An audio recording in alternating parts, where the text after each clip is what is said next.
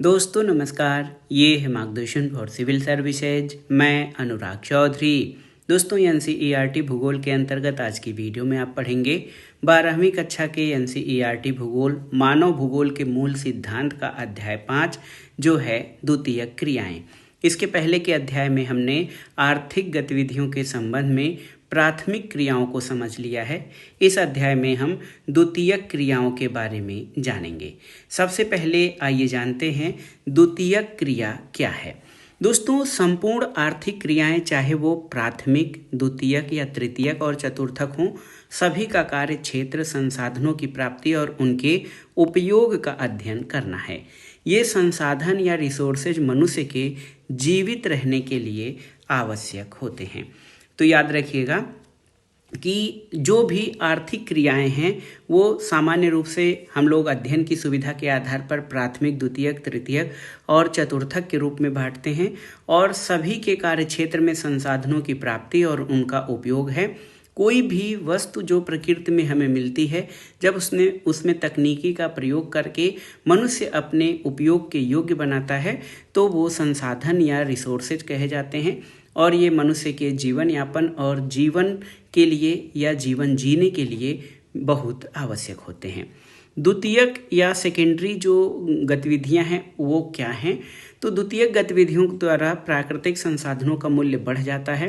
प्रकृति में पाए जाने वाले कच्चे माल का रूप बदलकर यह उसे मूल्यवान बना देती है। जैसे आप देखेंगे कपास का उपयोग सीमित है, लेकिन तंतु या धागे में परिवर्तित होने के बाद ये और अधिक मूल्यवान हो जाता है और इसका उपयोग वस्त्र बनाने में किया जा सकता है। खदानों से जो लौह अयस्क प्राप्त होता है उसका हम प्रत्यक्ष उपयोग नहीं कर सकते, लेकिन अयस्क से इस्पात बनाने के बाद ये मूल्यवान हो जाता है और इसका उपयोग कई प्रकार की मशीनें और औजार बनाने में होता है। खेतों, वनों, खदानों और समुद्रों से प्राप्त पदार्थों के विषय में भी यही बात सत्य है। तो इस तरह से द्वितीयक क्रियाएं विनिर्माण, प्रसंस्करण और निर्माण यानी अवसंरचना उद्योग से संबंधित हैं। द्वितीयक क्रियाएं प्राकृतिक रूप से जो कच्चा माल हमें मिलता है उसमें मनुष्य अपना कौशल और ज्ञान लगाकर नए उपयोगी उत्पाद में बदल देता है, तो इसको द्वितीयक क्रिया कहते हैं।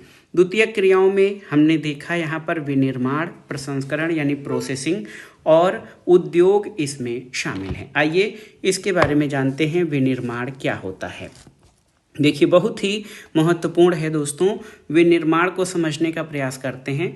विनिर्माण का आशय किसी भी वस्तु का उत्पादन है। हस्तशिल्प के कार्य से लेकर लोहे और इस्पात को गढ़ना, चाहे प्लास्टिक के खिलौने बनाना, कंप्यूटर के अति सूक्ष्म घटक को जोड़ना और अंतरिक्ष यान निर्माण, ये सभी प्रकार के उत्पाद को निर्माण के अंतर्गत माना जाता है। विनिर्माण की सभी प्रक्रियाओं में कुछ सामान्य विशेषताएं होती हैं, जैसे इसमें शक्ति यानी पावर का उपयोग होता है। एक ही प्रकार की वस्तुओं का विशाल उत्पादन और कारखानों में विशिष्ट श्रमिक जो मानक वस्तुओं का उत्पादन करते हैं।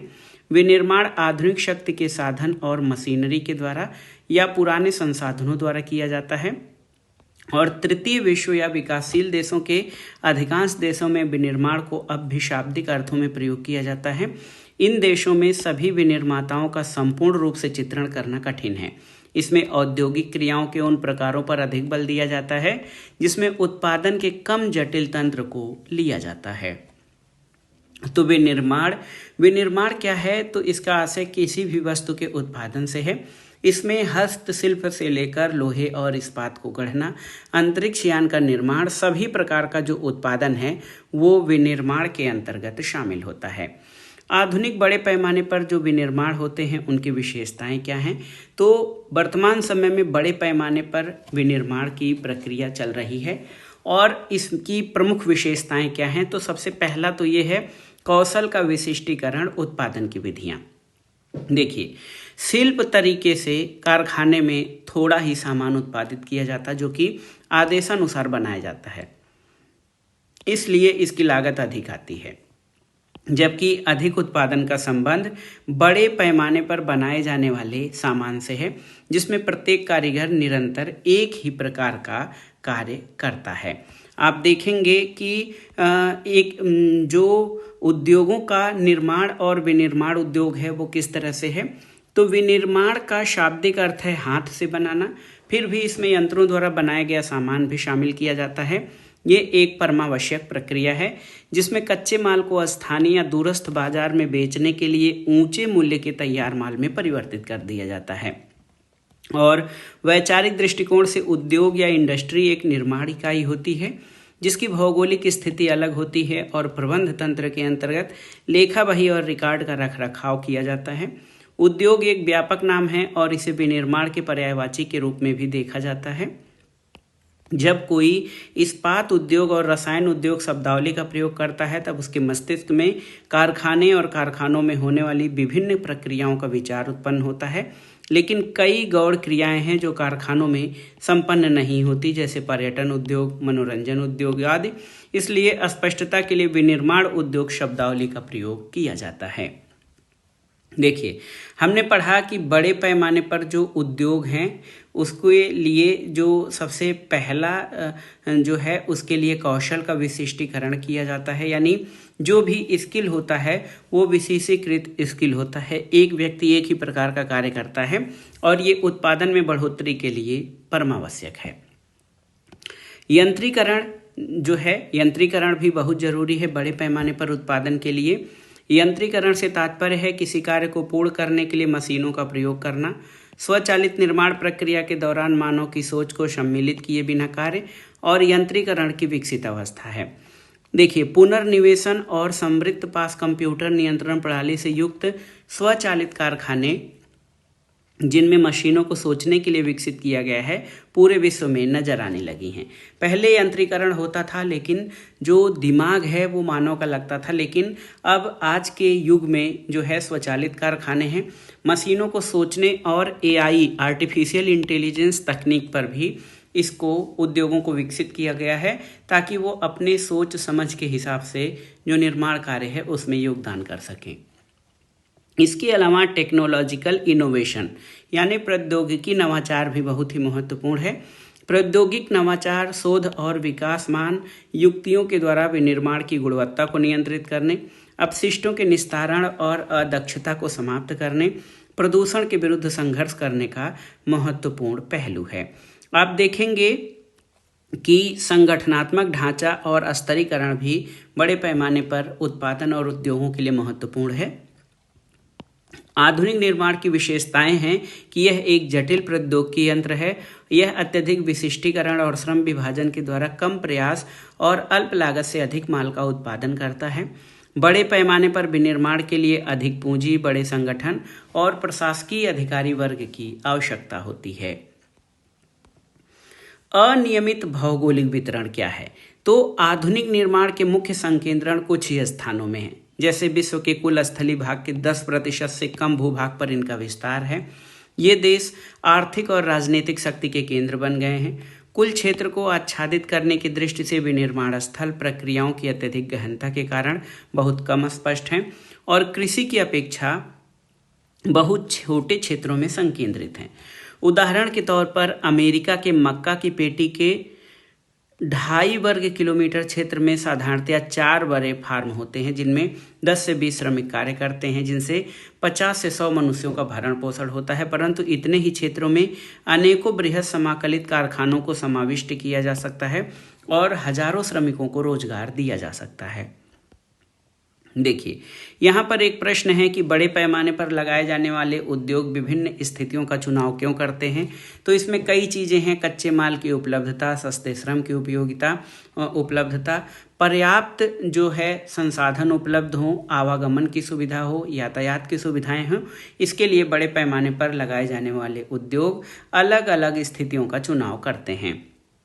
उद्योगों की एक महत्वपूर्ण विशेषता है कि ये लागत यानी इनपुट कास्ट घटाकर लाभ यानी प्रॉफिट को बढ़ाना चाहते हैं। इसलिए उद्योगों की स्थापना उस स्थान पर की जानी चाहिए जहां पर उत्पादन लागत कम आए। उद्योगों की स्थिति को प्रभावित करने वाले कुछ कारक हैं। उद्योगों की स्थिति को कौन कौन से कारक प्रभावित करते हैं उनको देखते हैं।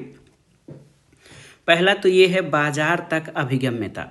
उद्योगों की स्थापना में सबसे प्रमुख कारक उसके द्वारा उत्पादित माल के लिए उपलब्ध बाजार का होना है। बाजार का तात्पर्य है उस क्षेत्र में तैयार वस्तुओं की मांग और वहां के निवासियों में खरीदने की क्षमता। दूरस्थ क्षेत्र जहां कम जनसंख्या निवास करती है ये छोटे बाजारों से युक्त होते हैं।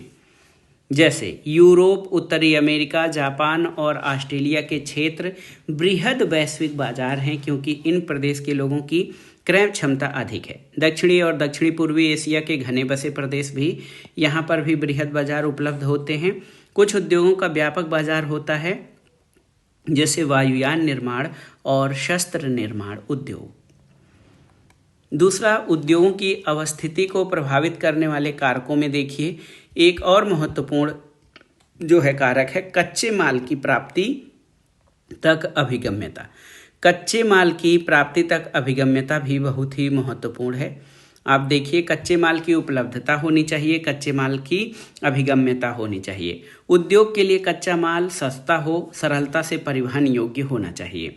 भारी वजन, सस्ते मूल्य और वजन घटाने वाले पदार्थों पर आधारित उद्योग कच्चे माल के स्रोत के निकट ही स्थापित किए जाते हैं, जैसे इस्पात, चीनी और सीमेंट उद्योग। कच्चे माल के स्रोतों के समीप स्थापित उद्योगों के लिए पदार्थ की शीघ्र नष्टशीलता एक अनिवार्य कारक है। कृषि पर आधारित जो कृषि प्रसंस्करण और डेयरी उत्पाद, ये कृषि उत्पादन क्षेत्रों अथवा दुग्ध आपूर्ति स्रोतों के समीप स्थापित किए जाते हैं। इसके अलावा श्रम की उपलब्धता भी बहुत ही महत्वपूर्ण है उद्योगों की स्थापना के लिए। उद्योगों की अवस्थिति में श्रम महत्वपूर्ण कारक है। बढ़ते हुए यंत्रीकरण, स्वचालन और औद्योगिक प्रक्रिया के लचीलेपन ने उद्योगों में श्रमिकों की निर्भरता को कम किया है। फिर भी कुछ प्रकार के उद्योग में अब भी कुशल श्रमिकों की आवश्यकता होती है। शक्ति साधनों तक अभिगम्यता, तो शक्ति के साधन वो उद्योग जिनमें अधिक शक्ति की आवश्यकता होती है वो ऊर्जा स्रोतों के समीप लगाए जाते हैं, जैसे कि एल्यूमिनियम उद्योग। प्राचीन समय में कोयला प्रमुख शक्ति का साधन था, लेकिन आजकल जल विद्युत और खनिज तेल भी कई उद्योगों के लिए शक्ति के महत्वपूर्ण साधन हैं। परिवहन और संचार सुविधाओं की अभिगम्यता या उपलब्धता, ये भी आप जान लीजिए कि बहुत ही महत्वपूर्ण है। कच्चे माल को कारखाने तक लाने के लिए और परिष्कृत सामग्री को बाजार तक पहुंचाने के लिए तीव्र और सक्षम परिवहन सुविधाएं औद्योगिक विकास के लिए बहुत जरूरी हैं। परिवहन लागत किसी औद्योगिक इकाई की अवस्थिति को निश्चित करने में महत्वपूर्ण कारक है। पश्चिमी यूरोप और उत्तरी अमेरिका के पूर्वी भागों में अत्यधिक परिवहन तंत्र विकसित होने के कारण हमेशा इन क्षेत्रों में उद्योगों का संकेंद्रण हुआ है और आधुनिक उद्योग अपृथककारी ढंग से परिवहन तंत्र से जुड़े हैं। परिवहनीयता में सुधार, समाकलित आर्थिक विकास और विनिर्माण की प्रादेशिक विशिष्टता को बढ़ाता है। उद्योगों के लिए सूचनाओं के आदान प्रदान और प्रबंधन के लिए संचार प्रणाली की भी महत्वपूर्ण आवश्यकता होती है। इसके अलावा देखिए, सरकारी नीति भी महत्वपूर्ण है उद्योग की अवस्थिति के लिए। संतुलित आर्थिक विकास के लिए सरकार प्रादेशिक नीति अपनाती है, जिसके अंतर्गत विशिष्ट क्षेत्रों में उद्योगों की स्थापना की जाती है। विभिन्न प्रकार के जो विशिष्ट आर्थिक क्षेत्र बनाए जाते हैं वो इसी को प्रोत्साहित करने के लिए बनाए जाते हैं। समूहन अर्थव्यवस्था तक अभिगम्यता और उद्योगों के मध्य संबंध, तो प्रधान उद्योग की समीपता से अन्य अनेक उद्योग लाभान्वित होते हैं। ये लाभ समूहन अर्थव्यवस्था के रूप में परिणत हो जाते हैं और विभिन्न उद्योगों के मध्य पाई जाने वाली श्रृंखला से बचत की प्राप्ति होती है और ये सभी कारण सम्मिलित रूप से किसी उद्योग की अवस्थिति का निर्धारण करते हैं। लेकिन कुछ उद्योग ऐसे होते हैं जो स्वच्छंद उद्योग कहे जाते हैं। स्वच्छंद उद्योग व्यापक विविधता वाले स्थानों में स्थित होते हैं। ये किसी विशिष्ट कच्चे माल जिनके भार में कमी हो रही हो अथवा नहीं पर निर्भर नहीं होते हैं। ये उद्योग संघटक पुर्जों पर निर्भर होते हैं जो कहीं से भी प्राप्त किए जा सकते हैं। इनमें उत्पादन कम मात्रा में होता है और श्रमिकों की भी कम आवश्यकता होती है। सामान्यतया ये उद्योग प्रदूषण नहीं फैलाते। इनकी स्थापना में महत्वपूर्ण कारक सड़कों के जाल द्वारा अभिगम्यता होती है। अब इस जो चैप्टर है, इस चैप्टर का सबसे महत्वपूर्ण जो एक और टॉपिक हम पढ़ेंगे, विनिर्माण उद्योगों का वर्गीकरण। तो विनिर्माण उद्योगों का वर्गीकरण किस आधार पर किया जाता है उसको जानना जरूरी है। देखिए, विनिर्माण उद्योग कई प्रकार से इनका वर्गीकरण किया जाता है। एक तो आकार के आधार पर, कच्चे माल के आधार पर, उत्पाद के आधार पर और स्वामित्व के आधार पर। किसी उद्योग का आकार, उसमें पहला तो हम इसमें देखेंगे आकार के आधार पर। तो किसी उद्योग का आकार या साइज, उसमें निवेश की गई पूंजी, कार्य करने वाले श्रमिकों की संख्या और उत्पादन की मात्रा पर निर्भर करता है। इसके अनुसार उद्योगों को घरेलू अथवा कुटीर, छोटे और बड़े पैमाने के उद्योगों में वर्गीकृत किया जाता है। यहाँ पर आप देख सकते हैं, सबसे पहले इसमें जो वर्गीकरण दिया गया है आकार के आधार पर वर्गीकरण है। आकार के आधार पर उद्योग कुटीर उद्योग, छोटे पैमाने के उद्योग, बड़े पैमाने के उद्योग में विभाजित किए जाते हैं। कुटीर उद्योग कलाकृति और हस्तशिल्प से संबंधित होते हैं। इसके अलावा जब आप देखेंगे कच्चे माल के आधार पर, तो कच्चे माल के आधार पर जो उद्योग हैं उसमें एक तो कृषि आधारित उद्योग हैं, खनिज आधारित उद्योग हैं, रसायन आधारित उद्योग हैं, वन आधारित उद्योग और पशु आधारित। कृषि आधारित उद्योगों में चीनी, वनस्पति तेल, सूती कपड़े, काफ़ी, चाय, रबर आदि हैं, जिनका जो कच्चा माल है सीधे खेतों से प्राप्त होता है। खनिज आधारित उद्योगों में धात्विक और अधात्विक खनिज आते हैं। धात्विक खनिजों का भी वर्गीकरण लौह और अलौह खनिजों में आता है। लौह खनिज में लौह इस्पात और अलौह खनिजों में तांबा, एल्यूमिनियम, रत्न और आभूषण आते हैं। जबकि अधात्विक खनिज में सीमेंट, चीनी मिट्टी के बर्तन आदि उद्योग शामिल हैं। इसके अलावा रसायन आधारित उद्योगों में पेट्रोकेमिकल, प्लास्टिक, कृत्रिम रेशा, नमक, रासायनिक उर्वरक आदि आते हैं।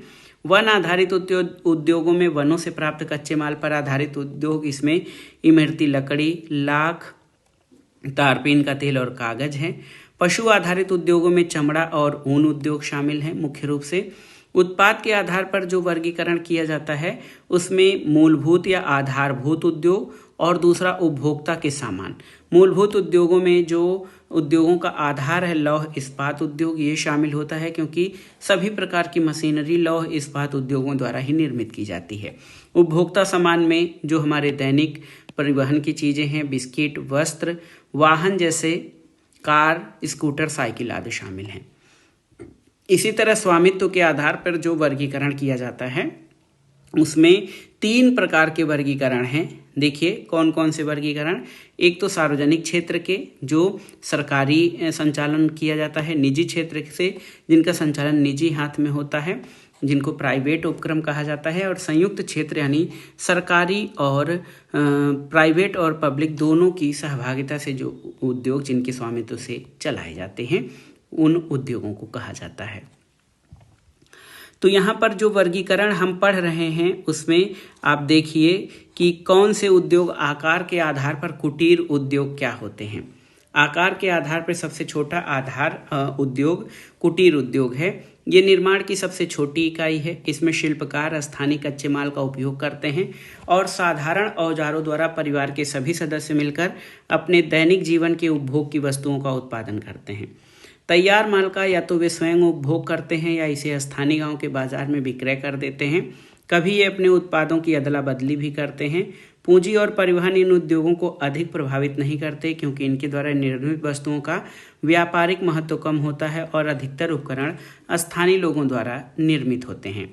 यहाँ पर एक व्यक्ति द्वारा अपने आंगन में बर्तनों को बनाना, यहाँ नागालैंड में घरेलू उद्योग के एक उदाहरण को यहाँ दर्शाया गया है। और अरुणाचल प्रदेश में सड़क के किनारे बांस की टोकरी बनाता हुआ एक व्यक्ति को यहाँ पर दर्शाया गया है।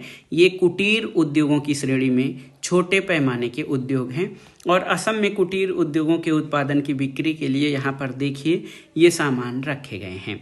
और कुटीर उद्योग में दैनिक जीवन के उपयोग में आने वाली वस्तुओं जैसे खाद्य पदार्थ, कपड़ा, चटाई, बर्तन, औजार, फर्नीचर, जूते और लघु मूर्तियाँ बनाई जाती हैं। इसके अलावा पत्थर और मिट्टी के बर्तन और ईंट, चमड़े से कई प्रकार का सामान बनाया जाता है। सुनार सोना, चांदी और तांबे से आभूषण बनाता है। कुछ शिल्प की वस्तुएं बांस और स्थानीय वन से प्राप्त लकड़ी से बनाई जाती हैं। इसके बाद छोटे पैमाने के उद्योग आते हैं। तो आप देखिए छोटे पैमाने के उद्योगों में ये कुटीर उद्योगों से भिन्न है। इसके उत्पादन की तकनीक और निर्माण स्थल घर से बाहर या कारखाना दोनों कुटीर उद्योग से अलग होते हैं। इसमें स्थानीय कच्चे माल का उपयोग होता है और अर्धकुशल श्रमिक और शक्ति के साधनों पर चलने वाले यंत्रों का भी प्रयोग किया जाता है। रोजगार के अवसर इस उद्योग में अधिक होते हैं जिससे स्थानीय निवासियों की क्रय शक्ति बढ़ती है और आप देखेंगे भारत, चीन, इंडोनेशिया और ब्राज़ील जैसे देशों ने अपनी जनसंख्या को रोजगार उपलब्ध कराने के लिए इस प्रकार के श्रम सघन छोटे पैमानों के उद्योग प्रारंभ किए हैं। बड़े पैमाने के उद्योग, तो बड़े पैमाने के उद्योग के लिए विशाल बाजार, विभिन्न प्रकार का कच्चा माल, शक्ति के साधन, कुशल श्रमिक, विकसित प्रौद्योगिकी, अधिक उत्पादन और अधिक पूंजी की आवश्यकता होती है, क्योंकि जो सेटअप होता है वो बड़ा होता है। बाजार बड़ा होना चाहिए, कच्चा माल होना चाहिए, पूंजी होनी चाहिए, कुशल श्रमिक होने चाहिए और उन्नत तकनीकी होनी चाहिए। पिछले 200 वर्षों में इसका विकास हुआ है। पहले ये उद्योग ग्रेट ब्रिटेन, संयुक्त राज्य अमेरिका के पूर्वी भाग और यूरोप में लगाए गए, लेकिन वर्तमान में इसका विस्तार विश्व के सभी भागों में हो गया है। यहाँ पर आप एक चित्र में आप देख सकते हैं कि जापान में एक मोटर निर्माण कंपनी के कारखाने में यात्री कार की संयोजन प्रक्रिया को किस प्रकार से यहाँ दर्शाया गया है।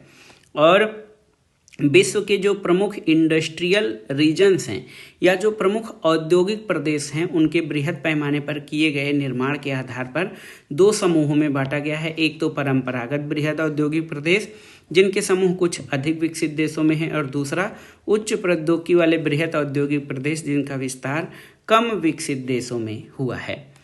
उद्योगों का जो तीसरा प्रकार है वो कच्चे माल पर आधारित उद्योग है। तो कच्चे माल के आधार पर आप देखेंगे तो इसमें कृषि आधारित उपयोग, खनिज आधारित उपयोग, रसायन आधारित उपयोग, कृषि, खनिज, रसायन, पशु और वनों पर आधारित उपयोग शामिल होते हैं। खेतों से प्राप्त कच्चे माल को विभिन्न प्रक्रियाओं द्वारा तैयार करके जो है उसको तैयार माल में बदला जाता है और विक्रय के लिए ग्रामीण और नगरीय बाजारों में भेजा जाता है। प्रमुख कृषि आधारित उद्योग में भोजन तैयार करने वाले उद्योग, शक्कर, अचार, फलों के रस, पेय पदार्थ, चाय, कॉफी, कोकोआ, मसाले, तेल और वस्त्र, इसमें रेशमी और सूती वस्त्र, जूट तथा रबर उद्योग ये कृषि आधारित उद्योगों में शामिल होते हैं। इसमें भोजन प्रसंस्करण महत्वपूर्ण है, जैसे कृषि से तैयार खाद्य पदार्थ में मलाई या क्रीम का उत्पादन, डिब्बा बंद खाद्य फलों से तैयार करना और मिठाइयाँ इसमें शामिल की जाती हैं। खाद्य को सुरक्षित रखने की कई विधियां प्राचीन काल से चली आ रही हैं, जैसे उनको सुखाकर, संधान या अचार के रूप में तेल या सिरका आदि डालकर, पर इन विधियों का औद्योगिक क्रांति के पूर्व सीमित उपयोग होता था। कृषि व्यापार का एक प्रकार की व्यापारिक कृषि है जो औद्योगिक पैमाने पर की जाती है। इसका जो फाइनेंसिंग है, वित्त पोषण, प्रायः वह व्यापार करता है जिसकी मुख्य रुचि कृषि के बाहर हो। कृषि व्यापार फार्म से आकार में बड़े, यंत्रीकृत, रसायनों पर निर्भर और अच्छी संरचना वाले होते हैं। इनको कृषि कारखाने भी कहा जाता है।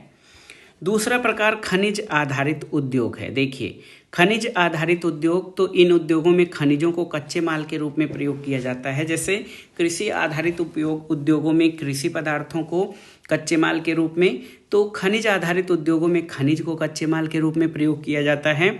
इसमें कुछ लौह अंश वाले धात्विक खनिजों का उपयोग करते हैं, जैसे लौह इस्पात उद्योग। कुछ अलौह धात्विक खनिजों का उपयोग करते हैं, जैसे एल्यूमिनियम, तांबा, जवाहरात उद्योग। सीमेंट मिट्टी के बर्तन, चीनी मिट्टी के बर्तन, ये सभी अधात्विक खनिजों का प्रयोग करके अपना उत्पादन करते हैं। तीसरा प्रकार जो रसायन आधारित उद्योग है, यानी केमिकल उद्योग है। इस प्रकार के उद्योग में प्राकृतिक रूप से पाए जाने वाले रासायनिक खनिजों का उपयोग होता है। जैसे पेट्रो रसायन उद्योग में खनिज तेल, पेट्रोलियम का उपयोग होता है। नमक, गंधक और पोटास उद्योग में प्राकृतिक खनिजों का प्रयोग किया जाता है। कुछ रासायनिक उद्योग लकड़ी और कोयले से प्राप्त कच्चे माल पर निर्भर होते हैं। और रसायन के उद्योग में अन्य उदाहरण जैसे कृत्रिम रेशे बनाना और प्लास्टिक निर्माण आदि शामिल हैं। उद्योगों में देखिए, कच्चे माल पर आधारित उद्योगों के प्रकार में चौथा प्रकार वनों पर आधारित उद्योग हैं। ऐसे उद्योग जो अपना कच्चे माल की आपूर्ति वनों से प्राप्त करते हैं, जैसे फर्नीचर उद्योग के लिए इमरती लकड़ी, कागज उद्योग के लिए लकड़ी, बांस और घास तथा लाख उद्योग के लिए लाख जो है ये वनों से प्राप्त होती है। अलास्का के केचिकान क्षेत्र में लकड़ी की लुगदी का कारखाना यहाँ पर आपको दर्शाया गया है। वन आधारित उद्योगों के बाद एक प्रमुख उद्योग है पशु आधारित उद्योग। तो चमड़ा और ऊन पशुओं से प्राप्त प्रमुख कच्चा माल है। चमड़ा उद्योग के लिए चमड़ा और ऊनी वस्त्र उद्योग के लिए ऊन पशुओं से ही प्राप्त किया जाता है। हाथी दांत उद्योग के लिए दांत भी हाथी से मिलता है। इसके अलावा उत्पादन या उत्पाद आधारित उद्योग, तो आप देखिए, आपने कुछ मशीनें और औजार देखे होंगे जिनके निर्माण में लौह इस्पात का प्रयोग कच्चे माल के रूप में किया जाता है। लौह इस्पात स्वयं में एक उद्योग है। वो उद्योग जिनके उत्पादन को अन्य वस्तुएं बनाने के लिए कच्चे माल के रूप में प्रयोग में लाया जाता है, उनको आधारभूत या फंडामेंटल इंडस्ट्री कहते हैं। क्या आप इस कड़ी को पहचान सकते हैं? देखिए, लौह इस्पात से वस्त्र उद्योग के लिए मशीनें बनाई जाती हैं और फिर उपभोक्ता के उपयोग के लिए कपड़ा। कोई भी उद्योग रहेगा उसमें जो लौह इस्पात उद्योग है वो आधारभूत उद्योग कहा जाता है, क्योंकि जो मशीनरी है उसका निर्माण लोहे से किया जाता है। उपभोक्ता वस्तु उद्योग के ऐसे सामान का उत्पादन करते हैं जो प्रत्यक्ष रूप से उपभोक्ता द्वारा उपभोग कर लिया जाता है, जैसे रोटी, बिस्किट, चाय, साबुन, लिखने के लिए कागज, टेलीविज़न, श्रृंगार सामग्री। इनका उत्पादन करने वाले उद्योगों को उपभोक्ता माल बनाने वाले अथवा गैर आधारभूत उद्योग कहा जाता है। देखिए, इसके बाद जो उद्योग का एक प्रकार आता है, ये स्वामित्व के आधार पर उद्योग। तो स्वामित्व के आधार पर उद्योग जो है आप जानते हैं, इसमें सार्वजनिक क्षेत्र, निजी क्षेत्र और संयुक्त क्षेत्र के उद्यम आते हैं। सार्वजनिक क्षेत्र के उद्योग सरकार के अधीन होते हैं। भारत में बहुत से उद्योग सार्वजनिक क्षेत्र के अधीन हैं। समाजवादी देशों में भी अनेक उद्योग सरकारी स्वामित्व वाले होते हैं। मिश्रित अर्थव्यवस्था में भी निजी और सरकारी स्वामित्व वाले दोनों उद्यम पाए जाते हैं। तो सार्वजनिक क्षेत्र के उद्यम सरकार के अधीन होते हैं। निजी क्षेत्र के उद्योगों का स्वामित्व निजी हाथों में होता है और ये निजी संगठनों द्वारा संचालित होते हैं। पूंजीवादी देशों में अधिकतर उद्योग निजी क्षेत्र में होते हैं और संयुक्त क्षेत्र के उद्योग का संचालन संयुक्त कंपनी के द्वारा या किसी निजी और सार्वजनिक क्षेत्र की कंपनी के संयुक्त प्रयासों से किया जाता है। तो ये स्वामित्व के आधार पर उद्योगों के प्रकार हैं। सार्वजनिक स्वामित्व वाले उद्योगों का मुख्य उद्देश्य उत्पादन के साथ साथ अधिक से अधिक लोगों को रोजगार देना होता है। निजी क्षेत्र का जो उद्योग होता है उसमें लाभ या निजी लाभ की भावना प्रमुख होती है। अब आइए देखते हैं उच्च प्रौद्योगिकी की संकल्पना। तो निर्माण क्रियाओं में उच्च तकनीकी या प्रौद्योगिकी नवीनतम पीढ़ी है। इसमें उन्नत वैज्ञानिक और इंजीनियरिंग उत्पादकों का निर्माण गहन शोध और विकास के प्रयोग द्वारा किया जाता है। संपूर्ण श्रमिक शक्ति का अधिकतर भाग व्यावसायिक या सफ़ेद कॉलर श्रमिकों का होता है और ये लोग हाई स्किल्ड और विशेष रूप से यानी स्पेशल जो कमर्शियल श्रमिक होते हैं ये वास्तविक उत्पादन करते हैं। श्रमिकों की संख्या में अधिक होते हैं।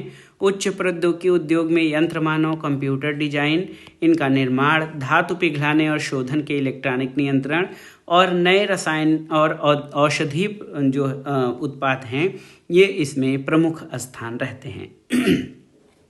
और आप देख सकते हैं कि इस भूदृश्य में विशाल भवन, कारखानों और भंडार क्षेत्रों के स्थान पर आधुनिक नीचे साफ सुथरे बिखरे कार्यालय और प्रयोगशालाएं देखने को मिलती हैं। इस समय जो भी प्रादेशिक और स्थानीय विकास की योजनाएं बन रही हैं उसमें नियोजित व्यवसाय पार्क का निर्माण किया जा रहा है। ये उच्च प्रौद्योगिकी उद्योग जो प्रादेशिक संकेंद्रित हैं या किसी एक क्षेत्र में केंद्रित हैं, आत्मनिर्भर और उच्च विशिष्टता लिए होते हैं, उन्हें प्रौद्योगिक ध्रुव या टेक्नोलॉजिकल पोल कहा जाता है। आप देख सकते हैं दोस्तों कि सैन फ्रांसिस्को के समीप सिलिकॉन वैली और सिएटल के समीप सिलिकॉन और वन प्रौद्योगिक ध्रुव के अच्छे उदाहरण हैं। भारत में भी ऐसे ध्रुव विकसित हो रहे हैं। सिलिकॉन वैली आधारित उद्योग जो हमारे चिप आधारित उद्योग हैं वो उनका विकास बेंगलुरु और पुणे में हुआ है। और वर्ल्ड इकॉनमी यानी विश्व अर्थव्यवस्था के निर्माण में आप जानते हैं कि उद्योगों का बड़ा योगदान है। और लौह इस्पात, वस्त्र, मोटर गाड़ी उद्योग, पेट्रो रसायन और इलेक्ट्रॉनिक्स विश्व के प्रमुख निर्माण उद्योग हैं। तो दोस्तों ये था आज का वीडियो। इसमें आपने 12वीं कक्षा के एनसीईआरटी भूगोल के अंतर्गत द्वितीयक क्रियाओं से संबंधित अध्याय को पढ़ा और आपने इसमें जाना कि द्वितीयक क्रियाएं कौन कौन सी होती हैं। इसमें विनिर्माण, उद्योग, ये चीज़ें शामिल होती हैं। उद्योगों का वर्गीकरण किन आधारों पर किया जा सकता है, उनका जो विशिष्टताएं हैं वो क्या हैं, इन सब के बारे में भी हमने इस अध्याय में पढ़ा। और ये अध्याय 12वीं कक्षा के छात्रों के साथ प्रतियोगी परीक्षाओं की तैयारी करने वाले अभ्यर्थियों के लिए बेहद महत्वपूर्ण है। आप इसको अच्छे से तैयार कर लीजिए। ये वीडियो आपको कैसा लगा हमें कमेंट बॉक्स में ज़रूर बताइएगा। वीडियो को लाइक करें, शेयर करें और इस चैनल मार्गदर्शन फॉर सिविल सर्विसेज को सब्सक्राइब करें। वीडियो देखने के लिए धन्यवाद। नमस्कार।